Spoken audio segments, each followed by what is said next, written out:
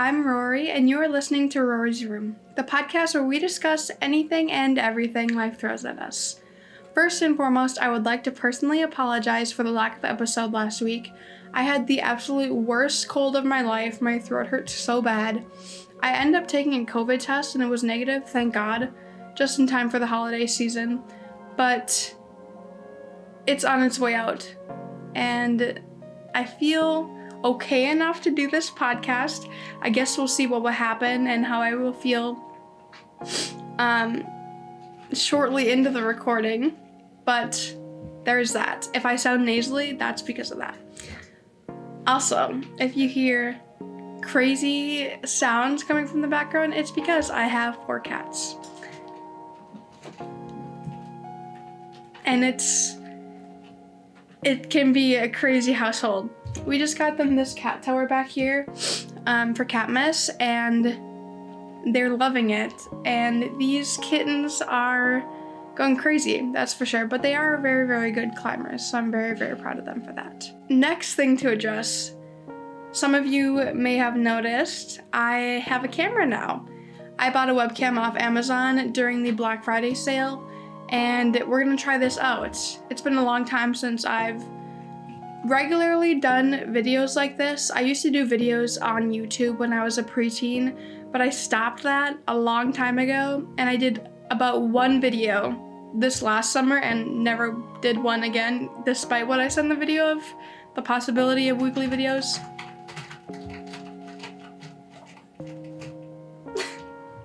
It didn't happen, but I'm hoping to do this more for all the videos. That way you guys have a visual, and I can also do advertising and show you guys these videos.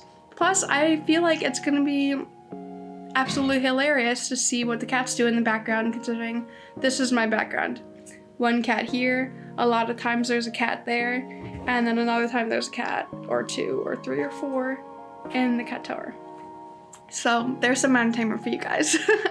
Today's episode, we're going to be talking about self-improvement and habits, a topic that is obviously more easier said than done. But I do feel like it is an important topic to talk about, and I want to do a lot more self-help, mental health, and important topics such as these ones in this podcast, on top of course, the holiday ones, because as I stated in last episode, I was gonna say last week's episode, but we didn't have one. As I stated in the Thanksgiving episode, I really enjoy doing holiday episodes. It's one of my favorite things. I really, really enjoy the Disney episodes, like, as I stated before, like the Ant Farm and Good Luck Charlie seasonal videos, and of course podcasts that do seasonal videos. I just think it's super, super fun, and it keeps it pretty local, if that's the right word. Probably not. But I also want to make sure that I'm able to do self-help episodes like this one and episode 1 from this season. But as always, before we get into the episode, we first must talk about this week's favorites. This week is a little bit different. Instead of doing a podcast, I'm going to be recommending an audiobook. And I feel like a lot of people listen to audiobooks, but if you don't, you can also read the actual book. I've just been listening to a lot of audiobooks on Audible using like my free trial, and it's honestly a pretty cheap subscription, so I've been using that as well. This week is a little bit different considering I usually do podcast recommendations, but this week I have chosen to do an audiobook recommendation. And an audiobook that I've been listening to a lot while I'm at the gym, while I'm doing dishes, pretty much anything, has been I'm Glad My Mom Died by Jeanette McCurdy. A lot of you may know Jeanette from Nickelodeon shows like iCarly and Sam and Cat. She was a child actress growing into an adult actress, and she wrote this book to tell her story about what her life was like during that period. So many people have told me to read this book after I told them that I was planning to write a book about my own life and a screenplay about my own life, because as some of you may know, I like to do that in my films. I like to showcase a little bit of myself and my experience growing up in my films, which, if you've seen Outrunnable, what I showcased in that was the underlying theme of addiction, and I really, really wanted to talk about addiction that isn't necessarily talked about right away. When you first think of addiction, your mind often drifts to drugs and alcohol, and I think addiction is just a lot more than that. So I was really, really happy to unload that. One of the best things about Audible is that I'm able to read or listen to this book through Jeanette's voice. So on top of listening to her story, she's able to tell it in her voice as well. And I think she does a really, really good job at doing that because she gives a certain voice to different characters and even adds a little bit of her personality into the storytelling. And I think that is especially cool to listen to this book with. I really, really enjoy listening to audiobooks with either the characters from movies that we're all familiar with, like The Summer I Turned Pretty. Lola Tung and Christopher Brinley read that book, and it's very, very nice. Personally, I've developed an attachment to the voices and linking them to these characters, so I don't know how I would feel linking them to another voice, so that's really good in my opinion. But as someone who has experienced parents living through them, I really, really respect and can understand where Jeanette is coming from in this book. And I think I'm only on, it's either chapter 13 or chapter 30, I can't remember, but it is such a good book. She conveys the message through her experience growing up, if that makes sense. So we learn things as she begins to comprehend them. I highly recommend this book if you haven't read it already. Audible, like I said, is a really good way to do it, especially if you have a hard time keeping track of reading. Like if you zone out halfway through the page and have trouble reading. If you'd like to read along while listening to it, you can also do that. But personally, I feel like I either have to read the book in the physical form or listen to it. I can't do it both at once. The pace that the audiobook reads it at is far different than what my mind reads it at, so I think there's just a little problem there. Jeanette is also coming out with another book called Half His Age. I actually almost pre-ordered it, but because it was only shippable in the UK, I wasn't able to. I think she's releasing it more, and people in the United States are able to order it now, and I think she's even doing a tour, but I didn't end up going to that. But if that's something you're interested in, I definitely encourage you to do that. And this week's song that I recommend is Golden Brown by the Stranglers, particularly the slowed down edition. They have the slowed down edition, the regular edition, and the sped up edition, but my favorite has been the slowed down one, and I've been listening to it on repeat like every other song. I honestly should stop saying that at this point because I listen to pretty much every song in repeat until I hate it. But I like the calmness of the song because I'm able to listen to it in times when I'm feeling stressed and just need to be. I listen to it while I'm washing dishes, working out, and usually I can't listen to music unless it's like classical or instrumental music while I'm writing essays. But this song I have been able to do that with. So take with that what you will, but it's one of my favorite songs. It does have lyrics though, so if you are looking for a instrumental song to listen to while you're studying, this may not be it for you, but like I said, you can always try it because it ended up working for me, and I'm not usually able to do that. I listened to it for a good couple weeks, but like I stated before, I like to listen to songs until I absolutely can't anymore, and I think I'm getting to the time where I can't listen to the song anymore, except like during rare occasions, like when I want to calm down, but it is still a very, very good song, and I highly recommend that you listen to it. And now for a controversial topic, the 2 things I can get behind and 2 things I can't. People may disagree with me on this one. I have never ever been able to get behind the Starbucks canned espresso drinks because I had them 1 or 2 or 3 times and I just thought they were disgusting. However, this also links back to the first thing I can get behind, and that's La Colombe canned coffee. I really, really like that one. I started drinking the peppermint mocha one, and then when that went out of stock, I tried the mocha version of it, which Jacob really likes because it tastes like chocolate milk.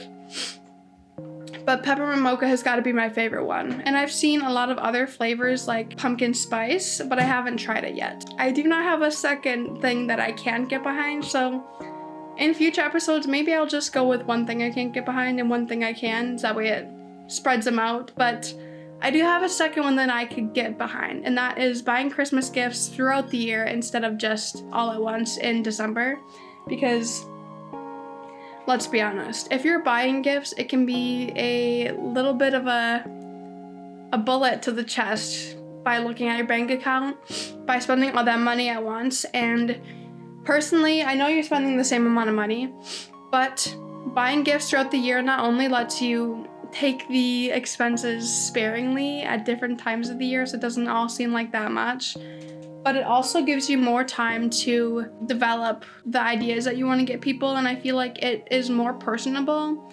I know that people do Christmas lists, and that works for a lot of people, but personally, one of my favorite ways to give gifts is to just buy things that I think people would like or that remind me of them. And like I said, I know Christmas lists work good as well, but I definitely prefer just buying based on vibes. My God, 1 second. I should just start labeling this podcast as the Crazy Cat House, because let's be honest, that may be a more accurate version of what this podcast is if I have a video and the cat's in the room, which it does have a catchy name, but it also explains Rory's room because Rory's room is the Crazy Cat House. One of my favorite things to buy during Christmas and the holiday season is photo albums, because it is the end of the year, so I like to be putting together my photo albums and photos from the entire year. And because mine and Jacob's anniversary is during this month, I like to give it to him for our anniversary. And I think it's just one of the most personable gifts that you can get someone. I know that you can buy things, but I feel like just putting together physical copies of memories is one of my favorite things. I've always been a physical person, like with DVDs and books and etc. But recently, within the last few years, I've just started printing off all of our photos, and it's one of the best things to see, in my opinion, because you can always look back on it. And I know you can look back on like libraries like Amazon photos and stuff like that with storage areas, but I don't know, there's just something about having physical copies of things, and I feel like it's part of my character to be that grandma that has boxes of photos that you end up coming across in the attic, and I just think that's very cute, and I want to be like grandma when I grow up. When I get older, I'm grown up already.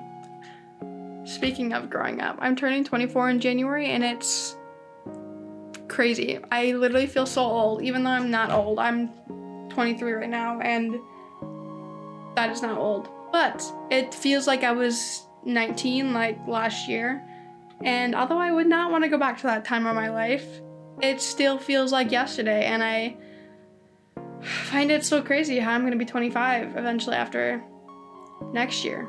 But I'm not going to talk about that. I feel like aging is so crazy, and that's something that we can look forward to at some other point in the episodes. I feel like talking about 20s and how you express yourself in that time period would be a really good episode, but that is not this episode. We're gonna stay away from that for now.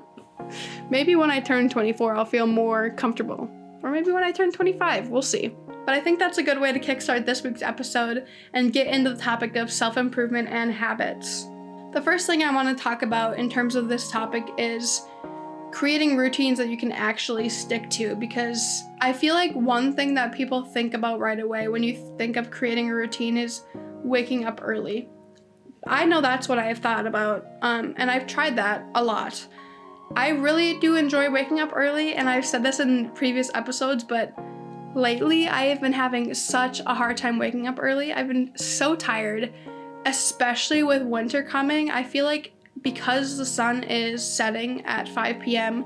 and like I think it's rising early, I don't really know how exactly that works, but I feel like the days are shorter, and it's kind of making me feel less motivated on top of just being tired and having so much to do all the time. But mornings can feel difficult for a variety of different reasons, like sleep cycles, overstimulation at night, like being on your phone and computer, etc., which isn't always our fault considering everything is digital nowadays, especially if you're in college or school. Everything is on Canvas, everything's on Google Classroom, so there's not really much we can do about that.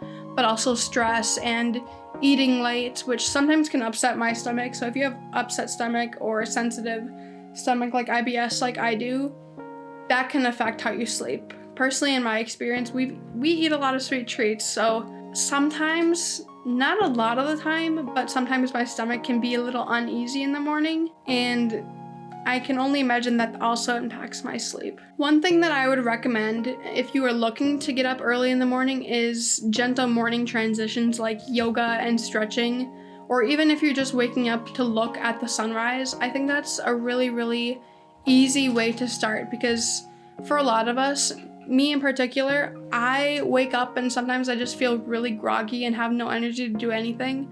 And so stretching is like the perfect way to start. You're not jumping into a high activity thing. You're just starting by doing some simple stretches. And I feel like in a matter of time, you'll be able to wake up. And if you need to eat something in order to wake up, you can do that too. Obviously, that's what breakfast is. But another thing I like to do is drink a lot of water. I say I like to do that, but I feel like I miss that a lot and just jump right to coffee if I have one, and that's something I need to work on, because for obvious reasons, water hydrates you, so it gives you energy, and I find myself a lot of times, if I start my day off by drinking coffee, I'll get to like now 7 p.m. or halfway through the day, and I will realize that I haven't drank any water. Even if I filled up my water bottle, it's just sitting here and I'm not touching it. So that can be a problem. You can also utilize the early mornings by getting your work done, whether that be cleaning, running errands, doing creative work, homework, etc. Over the last couple weeks, I have noticed that I actually am able to do really, really good work in the morning. When we had the kittens, I would often be up like every half an hour to an hour to make sure that they were doing okay. And so at one point I just started doing homework in the office, so that way I was by them and could check on them and also be doing something productive. And it really, really surprised me how productive I felt at the early mornings of like morning hours of 5 or 6 a.m. I was able to do some really, really good essay work and outline work, and that is not something I really expected. So that was a really, really nice surprise. But you can also just do other things, like maybe make a podcast. I mean, no one's awake, so it would be a really good time to do it. I thought about doing that by waking up really, really early to film a podcast, because I still am a little shy about talking in front of Jacob, even though he hears me talk all the time. I just feel like maybe the imposter syndrome's kicking in or what, but I feel like it would be awkward if he just saw me talking to a camera, even though that's what I want to do for my job. I feel like I really, really need to get over that fear, and that's what this podcast is helping me do. But I feel like I am getting better at doing it. Last week's episode, I had a little bit of trouble just talking. I think it ended up being because I was being too critical about myself and really trying to go word for word from the script and not talk just based on my own headspace. But some episodes will be longer, some episodes will be shorter. It all depends on the content. I think another thing that is really important is just also accepting that your days are bound to look different from each other. We're not robots. I spent so long trying to make a routine schedule, doing the same exact thing every single day, and that just kind of is, looking back on it, it's kind of sad, because like, if you're doing the same things every day, you're not experiencing anything new, unless you have all the time in the world, which, for obvious reasons, there's only 24 hours in a day, so why would you want to do the same exact thing every day? That being said, I do understand they want to do routine things like go to the gym, work out, get some movement in, because movement helps you feel good and helps you build self-confidence and strength, and there are things that I respect. But at the same time, if you make your life surround that, like going to the gym and working out, rather than surrounding it with other things, I don't know. It can be a little trapping. The reason why routines fail is because we ask too much of them. Like, if we don't have specific energy, like, it can be really hard to go through those routines, and if you're a perfectionist, it can be really, really hard to go through that as well. One thing that I heard recently, like over these last couple of months, that has really hit with me has been rituals over routines, because routines aren't always easy to follow in your everyday life, especially if you have a really busy schedule. Rituals, on the other hand, unlike routines, you're able to do that whenever you can, whenever you have the time, whenever you'd like to. The difference between that and a routine is that routines usually have the stereotype that you're doing them every single day or every specific day of the week. etc. But rituals come with the vibe that it's a more calming-esque version of the routine, and you're able to find peace in routines rather than the stress of following one routine whatsoever. However, if you do insist on having a routine, I highly recommend that you listen to your body while you're making these routines, which is another reason why I like the Mila app, which is one of the podcasts that I recommended. I think it was in episode 1 of season 2, because one of the aspects of the Mila app is that every day when you wake up or whenever you log into the app, you're able to go in and select if you're feeling low energy, medium energy, or high energy. And the Mila app randomly selects, I think it's like 2 or 3 videos that you can watch and follow and work out to, and it allows you to get your movement in while respecting your body. I think it's also really important to think about tailoring your routines to your schedule, because everyone's schedule looks different. You could be working 2 jobs and still want to get movement in, or not even movement, especially if you want to just work on something creative or make time for your art or make time for writing. It all depends on what your rest of your schedule looks like. If you work all day in an office job, you're not going to want to come home and write every single day. So if you set a routine where you go to work, go on your lunch break, go to your other job, come home, eat dinner, and then write, it's not always going to be realistic, because you're not always going to want to come home and write, because you've probably been sitting at a computer all day, and maybe you want to go to the gym, or maybe you want to watch a movie, or maybe you want to do something with your significant other or your friends. And setting routines that are unrealistic to you is only going to make you feel worse in the long run. Another way to easily link routines into your regular schedule is to substitute bad behaviors out of your life. Like if you're noticing you're scrolling a lot and you want to get into more writing, you can maybe, instead of scrolling, whenever you notice that you're scrolling, you can sit down and write a paragraph or something. It doesn't even have to be for a book. It can just be what you're feeling in that moment, what you see in the room. Honestly, I've been trying to do that more, especially with like journaling and stuff, because I feel like journaling allows you to get your thoughts on paper, and it kind of works as a form of counseling or therapy. And I haven't done that in a long time, but I really should start going to it. I thought about going back to therapy because at Wisconsin universities, I think a certain amount of sessions are free per year, and I haven't gone since my freshman year, which was a wasted opportunity. But for the longest time, I thought you could only have 10 free sessions, so that's my excuse. The next topic I'd like to talk about is body neutrality and confidence. And if you don't know what body neutrality is, it's basically focusing on function and capability over appearance. And I think one thing that this episode is really going to focus on is my relationship with physical activity, because I feel like it's one of the biggest things in everyday culture. I mean, like skinny talk has always been a thing. So it's impacted my life a lot. Ever since I was young, I've always had this pressure to be the smallest version of myself, and that's just not what it should be. Like, as some of you have heard, my Roman Empire is how the Renaissance expectations and the people they worshiped completely different than the social media and culture that we worship today.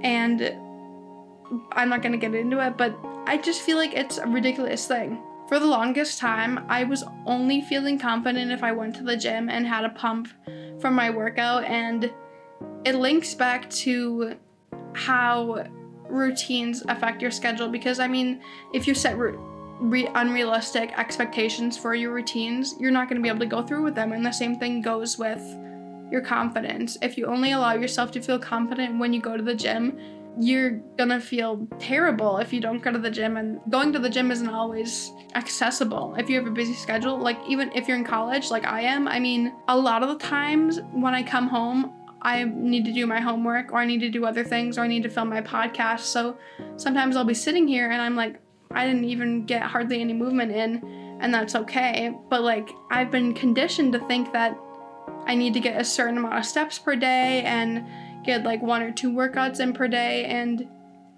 that's something I've been looking to break. One thing that I've been really trying to shift that confidence into is feeling confident when I'm able to do something, even the smallest things like sleep through the night or lift without hurting my back or being able to go on a walk, and really finding joy in being able to do physical activity and other things that I might not be able to. Like when I hurt my back this summer, it was a really big grounding experience because for the longest time I had such bad pain in my back doing the smallest things, even like sitting.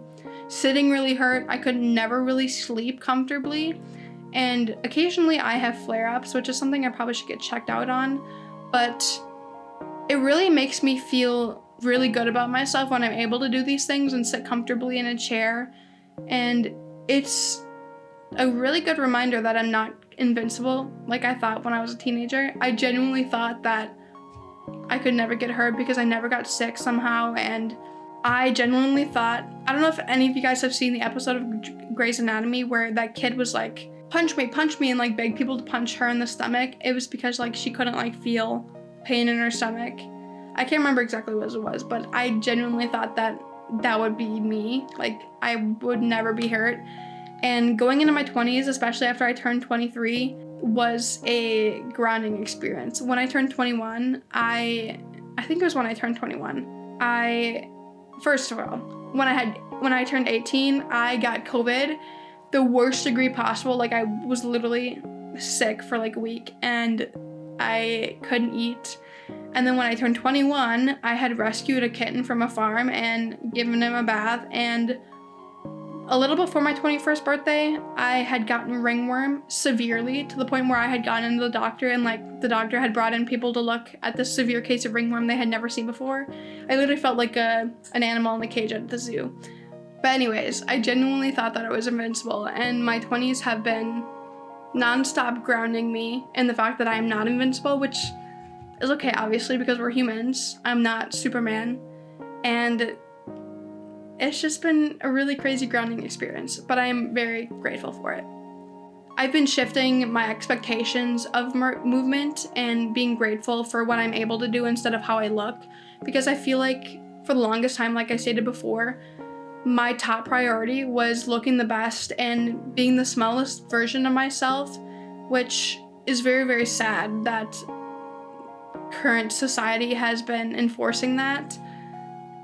I think it's not only demeaning to everybody, but it's just a sad expectation to have. That's another thing that I really, really appreciate about the Mila app, is that Camilla is always encouraging people to prioritize capability over how they look, and I feel like a lot of people are always pushing to be skinnier or look a certain way, and that's how they build their platforms off of. Like, you look at a lot of YouTube videos, they are always advertising losing 10 pounds in a week or etc., etc. And first of all, losing 10 pounds in a week or losing 10 pounds in 2 weeks is not healthy unless you're doing the proper research, but I still feel like that's not okay. And another thing I find really, really important is basing your workout methods on how your body feels rather than what social media says that you should work out. I mean, if you're following a routine plan, like all the other routines I was talking about, I think it's really important that you personalize it for yourself, because if you find an exercise that is hard, obviously you can practice it and get better at it, but not all of us have the same expectations of ourselves.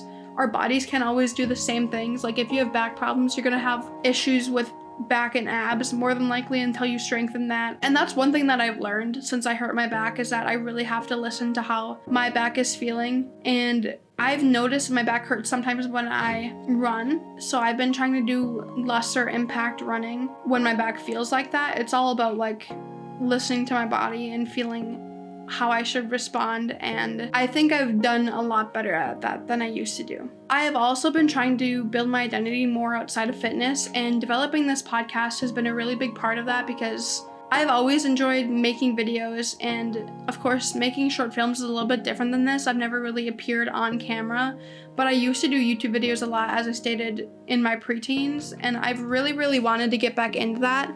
So doing these podcasts has allowed me to do that, and I'm really, really excited to do it. But it hasn't been easy. making podcasts is so hard. And unless you're like a natural born talker, I feel like anyone you talk to that has a podcast will be able to tell you that, because if you have a single podcast like this where you don't have guests, it's literally just you talking to your screen or your camera or however you record. It's scary. I'm looking at myself in the camera right now and it's like, what if I just like stop talking? And sometimes I don't feel like I'm in the mood to talk, or I just cannot bring myself to get my words right. Like sometimes I will sit behind this, like I did the week before with the Thanksgiving episode. I literally sat down and could not talk. Like the majority of my episode was like, I think it was like an hour and 10 minutes that I filmed, but the episode ended up just being 20 minutes because I literally just sat in silence or stuttered or couldn't gather my thoughts. And other episodes, like episode 1 of season 2, I was able to just spit everything out. And hopefully this episode will be better than that, but it really comes in a spectrum. And that's the same thing goes with creativity. That's another thing with routine. Creativity comes and goes, and you cannot punish yourself for that.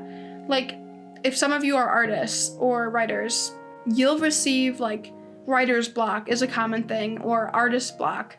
I had artist block for like 8 years, and then my sophomore year when I finally came to college, I was finally able to paint again, and I painted for like 2 weeks straight nonstop. But before then, I hadn't painted or drawn or done anything like artistic wise in almost 10 years, which is a crazy thing to think about. And I think a really big part about redefining progress is finding small wins in things, like you're able to write a paragraph that's actually really good instead of beating yourself up about not being able to write an essay and stuff like that. I feel like I've seen so many people go through this, and also like I've gone through it before, is that like I'm so hard on myself that I think if I don't do the one big thing that I've been wanting to do for a long time, or finish the entire essay in one day, instead I just write an outline.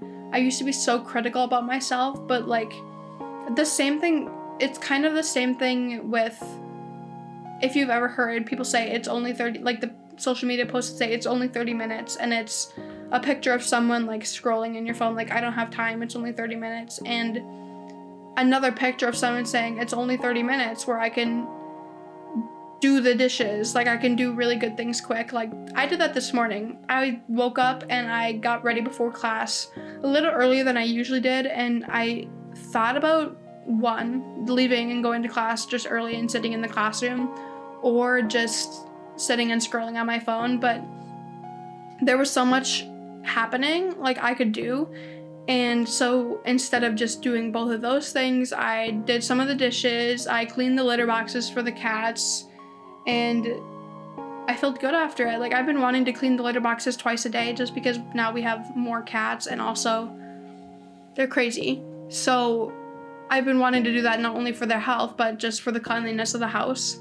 But I have never been able to find the time, and I think utilizing these small areas of time are really, really beneficial for that, because you have the time, you just don't realize it. You just need to prioritize your time in a way and substitute other things like scrolling and negative behaviors like that out.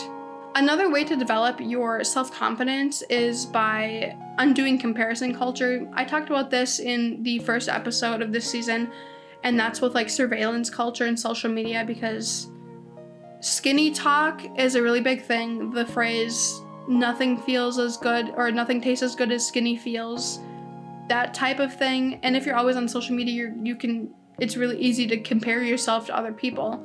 I mean, people post photos that we've seen creators post photos on social media that aren't necessarily the most realistic version of their body. Like if you see creators like Spencer Barbosa and other creators who are trying to undo comparison culture and skinny talk by showing the photos that they want to post versus showing the photos that they would probably delete or keep in their photos, and picturing them side by side, they might look like two different people.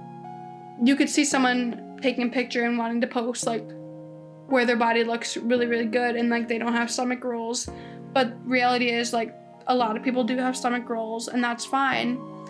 It's just like if you're on social media and you don't see that part, it can be really hard to idealize your body because you don't look like that, and that's how people are supposed to look.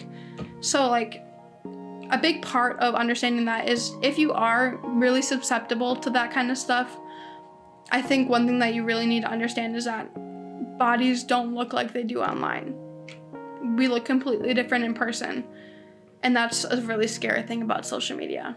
I think another way to feel confident within yourself is by keeping promises that you set, whether that be in your routines or not. Like I said, I think it's really important to bend your routines to fit how your body feels during the day. And say you're looking to write more, or you need to get your essay done. I'm not saying that you need to sit down and write your essay in one night. Like yesterday I had to write an 8-page essay, which was crazy. The first half of the essay was amazing. The second half, it was not good. You could very much see the tone shift, but that's not what I'm saying. I'm not asking you to sit down and write the whole essay.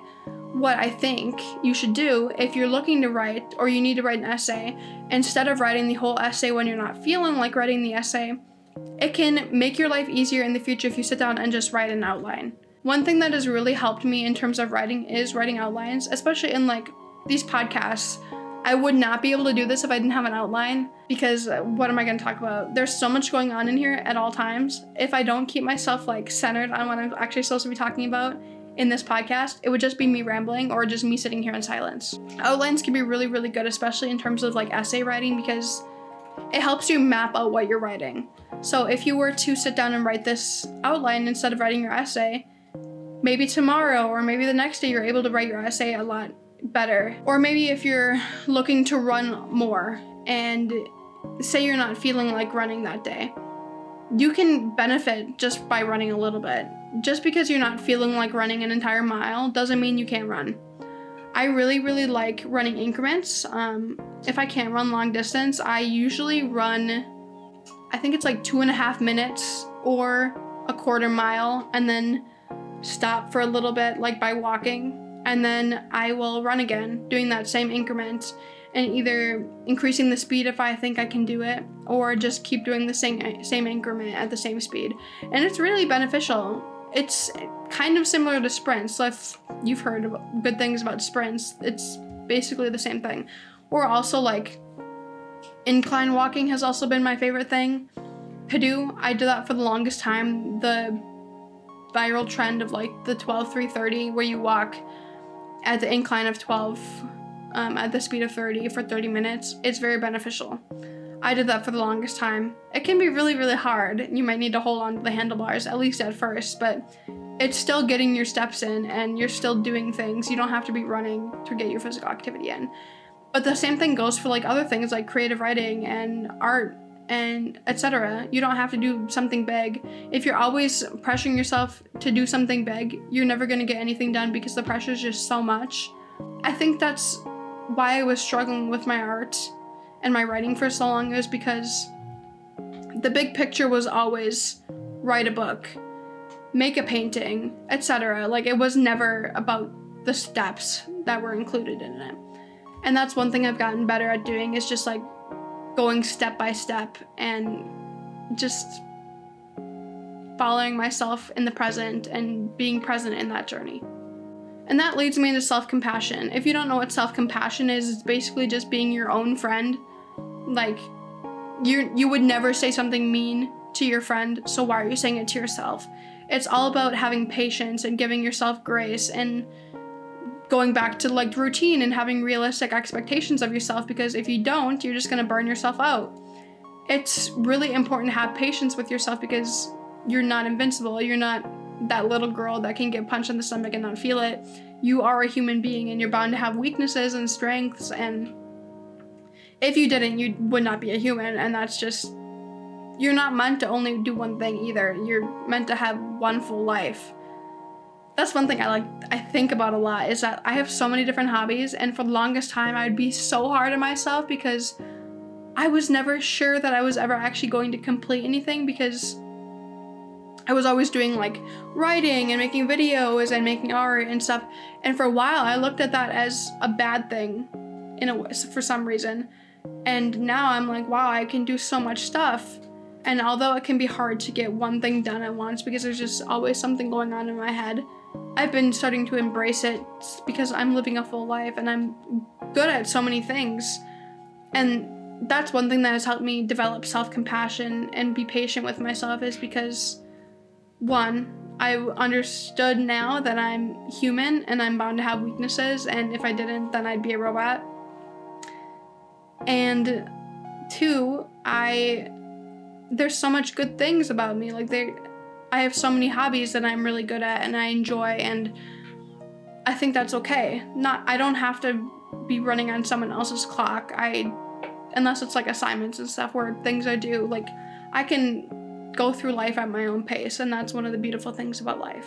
I think one myth that really needs to be talked about is the myth of constant productivity, because no one is going to be feeling productive at all times. There was a really long span of time during this semester where I just could not do anything, and thankfully I was ahead in my assignments for the semester by like a week, but eventually that week really caught up with me and is like back to square one. But I was not able to do so much as write an outline, and I just felt so unproductive, and the only thing I could really do was play video games or just zone out or doom scroll, and I felt bad about myself. But like, I think that was because I was being so hard on myself and thinking that I was not doing good because I wasn't being productive and getting my homework done. But no one is ever doing that, so accepting the ebb and flow of things I think is really important, because if you fail to accept that you're not always going to be productive, you're going to fall into the trap that you're never going to get anything done, and it's just a constant cycle. One way to really battle this is to just show up and perform imperfectly. You don't always have to perform perfectly. So maybe if you don't feel like you can write your essay, you can do some brainstorming, or if you can't paint, maybe you can just think about what you might want to paint next time. And I know it's not always easy, or you can't always do that, but that's just ideas of what you can do. You don't always have to accomplish something big. That's why small things are a thing.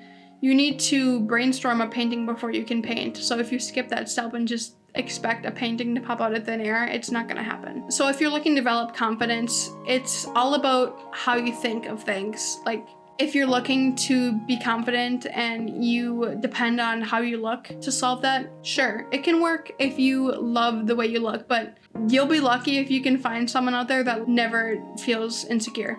Because we're humans, we all feel insecure at some point. And so I think a really big important way to feel confident is that instead of feeling confident only because of how you look, I think it's really important to feel comfortable with how you feel and what you can do, and being able to sleep, like I said, without interruptions, and having no back pain. I am so grateful when I have no back pain. It's great. There are other times, like the last few days, I had like a flare-up where my back hurt, and I think it was because I ran, or maybe it was because I was sitting poorly while I was setting up this cat tower. But it's like, it really makes me feel grateful when I am feeling functionable and I can actually do things. The reason why burnout happens is because we ignore our body. So listening to our body can help manage that. Of course, you can't completely get rid of burnout and feeling burnt out. Like, you're always going to have different parts of your life, and burnout directly ties with not feeling motivated. But there are ways to avoid burnout. Rest is really, really important in terms of not feeling burnt out, because it does take discipline to do hard things, but hard things can also be taking rest. Like, if you're someone who is very individual and really likes to do things on their own, it can be hard to accept help. And if you're always on the go, it can be really hard to sit down. Like, when I started dating Jacob, he was a very, very calm person, and he still is. But at the time, I was working out twice a day and always on the go, and I genuinely thought it was the most difficult thing to just sit there, because we didn't have a plan. Sometimes we would just sit there on the couch, and I'd be like, okay, what's the plan? He's like, what do you mean? This is what we're doing. And I was like, oh. And it was really, really hard for me to accept. And I've gotten a lot better at it and being able to just like exist. But for a while, it was literally the hardest thing I could ever do, because I felt so unproductive and that I could be doing something instead of sitting home. And that was a large part of the way I was living my life at that time. I was always supposed to be doing something. I was never supposed to be sitting at home, and that was also tied to like my relationship with food and not wanting to be home alone with food. So it all ties to different things, but it's all about accepting vulnerability and that you're human and not a machine. So like taking rest is also just as disciplinary as doing the harder things of going to work out or going to class or etc., etc. I think another thing that is really, really important to talk about during this podcast is staying motivated and being able to continue self-improvement through the winter, because like I stated earlier in the podcast, it can be really hard to stay motivated during the winter when daylight savings time happens, or just when the sun is setting earlier, or if you don't like snow, it can be hard to feel motivated when it's freezing all the time. Like I live in Wisconsin, so it's cold. It's not as cold as like some other places like Canada, but it's still unpredictable. And I think dependency on the weather is also a form of emotional dependency, because like if you're depending on someone else, like a partner or a friend for your happiness, if their energy changes a little bit, you're gonna feel off. And that same thing can be applied to the weather. If the weather is one day 70 degrees and you're super happy and you're a big summer person, the next day could be like 40 degrees, and this, like, Wisconsin is so unpredictable. It's happened to us. I'm very susceptible to that. So sometimes it'll be like 70 degrees and the next day it'll be like 40 degrees and my mood just plummets. And I'm sure some of you have heard about like the winter arc, the classic winter arc or revenge era, where you're supposed to get hot over Christmas and come back to school like as a college kid looking completely different, or your life is completely different. Like, that's great and all. You can do that. I've done it before. It feels great if you do it the right way. But it's not always accessible for everybody. Not everyone can do that, nor does everybody want to do that. And it's not just like for the gym. You can do it for other things. You can grind your art, or you can grind your writing, but that, like I said, it's not always realistic because there's writer's block. Artist block is a thing. You can't just be constantly writing for months at a time. You have to take breaks or you're just gonna burn yourself out. And that goes with literally everything. Every hobby: running, writing, reading, making art, playing video games, developing games. It's literally everything in your life. Not only that, but it also makes it far easier to fall out of love with your hobby if you do it too much. I mean, of course, like, there are some things that you can't fall out of love with, but like, a lot of you know what I'm talking about. Like, if you start doing something that you love and doing that as a job, it can really make it feel not as enjoyable as it once did. For a while, I felt that way about like video production, and then I realized that it's not the video production that was making me feel that way. It was like the way I was doing it and not spreading myself out and really burning myself out. One thing that really helped me in terms of staying motivated during the winter, I think it was like last year. I really, really enjoy physical activity. And so one thing that I adopted last year was I bought a walking pad / running pad on Amazon. It was a really cheap one. It wasn't a high-end one at all. And I was able to, I think it's called like walk-a-sodes or something, where you're walking on your walking pad for 1 or 2 or 3 episodes of your favorite show, and you only allow yourself to watch that show while you're walking. It's a good discipline habit, and I really enjoyed it. That's actually how I finished Arcane again. I rewatched season 1, and then I watched season 2 when it came out. And it was one of the things I actually looked forward to in my day, and I haven't done it in a really long time, but I kind of want to start doing it. I mostly did it when Jacob was at work because it gave me some time to do that while not doing stuff with him. So it was really nice, and I really enjoyed it. Eventually I started running on that walking pad, and because it was a cheap walking pad, it worked. But I was always so confused why my shoes were burning out so fast. And it wasn't until a couple weeks ago, I realized why. It was because they were literally burning on the walking pad. The walking pad belt was like, I think it's either because it's too tight or it's just because it's a cheap walking pad. It was literally burning it through my shoe. I lifted up my shoe and it was literally like burnt through. And I'm like, what the heck? And I felt the walking pad belt, and it was hot. But like I said, if you're looking to establish a routine and you really, really want to do it, I don't think it's easy to just jump into that routine. It's the same thing goes with like addiction. If you're trying to quit something, you can't just quit it cold turkey most of the times. You have to like wean off of it. And the same thing goes with starting things. You can't just like completely start doing it. It's not gonna work. If you want to work out in the morning, you're gonna feel so tired. So like there would be times where you can take days off. Like you don't have to do it every single day. And that same thing goes with other things like writing, and if you want to write at a specific time of the day, like you can take breaks, it's okay. But like one thing that's really, really helpful in terms of developing routines is with practical swapping. Like if you're trying to quit scrolling, you can go for a walk while listening to a podcast, or maybe slowly dip your toes in something instead of like just fully immersing yourself in there. I have a problem with like biting my nails. So like one thing that I've started doing is like chewing gum or associating my nervousness with biting my nails with other things, and that's helped a lot.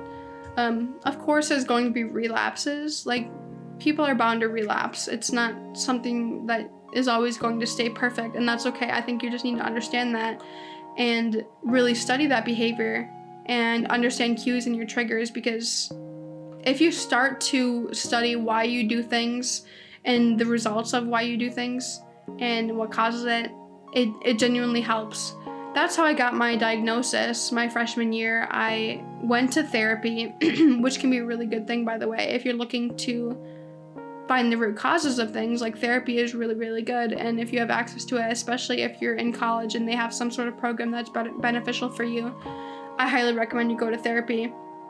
My freshman year, my therapist actually diagnosed me with stress-induced tics, which I haven't talked about a lot. A lot of people don't actually know about it about me, but I have stress-induced tics, and they show themselves mostly in like my head and my eyebrows and like my eyes, and they've also shown themselves across like the rest of my body with like rubbing my fingers together and stuff like that. And that's something I've had for like the longest time, but it wasn't until my freshman year that I really understood it. And even when I thought my schedule was fine and that I wasn't stressed, my body told me otherwise. And when I was diagnosed, I had told my therapist what my schedule looked like, and she genuinely looked terrified. And she was like, that sounds terrible. It sounds overwhelming. And I was like, it's fine. It's just what I do on an everyday basis. And it was like an entire list. And at that time I was doing 18 credits in school and working 4 or 5 jobs and trying to do things on the side, like hobbies, and have time for friends. And looking back on it, I could not even do that. I could probably do half of that because like there's just so much going on. But like, even if you don't have that extensive of a schedule, you need to respect when you're stressed and respect your body in terms of that, because when someone feels stressed, it doesn't mean you'll feel stressed in the same way. Our stress looks differently, so you can't compare yourself to how their stress is. The same thing goes with your body. You can't compare yourself with how other people look. There's been a thing with competition in terms of like emotions, and it really upsets me because like people in my life are always thinking they're on a tight time crunch, and like their emotions aren't as valid as like everyone else, and that's just not true. And like I said, like relapses are bound to happen, and I think we need to be really patient with relapses, because like if we punish ourselves for relapses, it's only just going to continue the cycle. Like for example, like I've had a problem with binge eating for a very, very long time. I still do occasionally, like especially when I'm stressed out. But if I punish myself for binge eating, like say I ate a bunch of calories, calorie counting, etc., I shouldn't eat dinner tonight, even though I'm hungry. Like there's no reason why I need to eat dinner tonight because I ate today, tomorrow, and the day after's dinner. But that's not what you should do. You do not need to punish these relapses, otherwise it's just going to continue the cycle. The same thing goes for like making a mistake in your art. You don't need to just scrap the whole painting. Like say you spill a milk carton, like you spill a little bit of milk instead of pouring in your glass, you don't pour the whole milk carton out. It can be difficult though. Like I've definitely had those issues, and I still do. I'm not completely recovered from that, but I think really building the patience in that, and if you need to step away from your painting or your work it's okay to do that. You don't need to follow a certain schedule, because the only person that you're competing with is yourself in a way. You're your own biggest competitor. Same with like your own biggest enemy. The same thing goes for that. I do ask that if you do feel like doing a winter arc in the gym, please respect yourself and listen to your body, because one, you could end up injured and that's just gonna be something that you have to live with the rest of your life, or you could a lot of bad things could happen. One thing that I really want to do, and that I'm kind of doing this winter, is instead of like spending all my time in the gym and prioritizing that, I'm prioritizing facing my fears, talking alone, and like building this podcast, showing vulnerability, and basically like the emotional side of going to the gym, like working out my emotions. And I think that isn't a winter arc that's talked about enough, and I think it needs to be invited into the conversation. Yeah, I think that's gonna be the conclusion of this video. I am really, really excited to tell you about something I've been working on. I'm not gonna tell you right now, but I'll give you a hint. It's what season 3 is going to encompass, more than likely. Probably coming in the spring, because this season will probably wrap up in January or so. I have a lot of ideas, and there's gonna be like a little break in the podcast because we're going home for winter break, and I'm not bringing my PC because that's just not ideal. So there's no way I'm going to fit my PC in the car on top of Jacob's board games and both of our PCs and the cats, and that's just not gonna happen. So there will be a break in podcast episodes probably until late January. So there's your heads up on that. However, following season 2, after we get back in late January, I have this idea that I want to pursue on promoting small businesses and entrepreneurs like freelance filmmakers, writers, etc. So you will hear episodes with some of my peers and friends and experts in their field talk about how their experience have shaped their lives and how certain business techniques are different from others. So I'm really, really excited for that. I already have a bunch of people who are interested in participating in that. And much like this video, I'm hoping to include visuals, so not just audio. So I'm really, really excited about that. Whether it's webcam and digitally, or it's in person, maybe like through a setup of like 3 different cameras, that would be really cool to do. I've done that for work, and I think for some people that I have access to in person, I feel like that would be a really good opportunity to take. I genuinely surprised myself with this episode, so I'm really, really proud of that. The fact that I was able to go off script and talk about so much makes me really, really happy. We're unedited. I think we're at like an hour and 21 minutes right now, so that's really, really cool. So this episode is probably going to be decently long. But yeah, I really, really appreciate you guys for joining me, both audibly and visually. If you like what you heard, please save this podcast, share with your friends. I'd love to reach a big audience just to share my story and make other people feel less alone with this.